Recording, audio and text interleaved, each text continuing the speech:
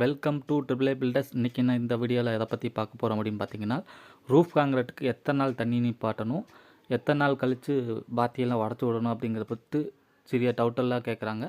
அது குறித்து இந்த வீடியோவில் பார்க்கலாம். பாத்தி கட்டி தண்ணி நிப்பாட்டுற நாளில் இருந்து முதல் 4 நாட்கள் வந்து பார்த்திங்கன்னா காலை மாலை 2 வேளை விடணும். 4 நாளைக்கு மேலே தண்ணி அளவாக குடிக்காது. அதனால் ஒரு டைம் விட்டாலே போதுமானது. அதிகபட்சமாக 16 நாட்கள், குறைஞ்சபட்சமாக 10 நாட்கள் இருந்தாலே போதுமானது. அதுக்கு மேலே பார்த்திங்கன்னா 30 நாட்கள் 40 நாட்கள்லாம் நிப்பாட்ட வேண்டிய அவசியமே இல்லை. அதிகபட்சமாக 14 நாள் நிப்பாட்டுறது நல்லது. இந்த தகவல் உங்களுக்கு பயனுள்ளதாக இருக்கும்னு நான் நம்புகிறேன். மேலும் இது போன்ற A to Z பில்டிங் சம்மந்தம் மட்டுமே வீடியோக்கள் போட்டுக்கிட்டே இருக்கோம். தொடர்ந்து பாருங்கள். வீடு கட்டுற உங்கள் நண்பர்கள், உறவினர்கள் யாராக இருந்தாலும் இந்த வீடியோவை ஷேர் பண்ணி விடுங்க. மறக்காமல் சப்ஸ்கிரைப் பண்ணுங்கள்.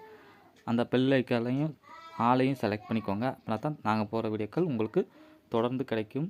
மேலும் ஏதாவது குறித்து சந்தேகங்களோ ஏதாவது இருந்துச்சுன்னா கமெண்ட் செக்ஷனில் பண்ணுங்கள். வீடியோவாக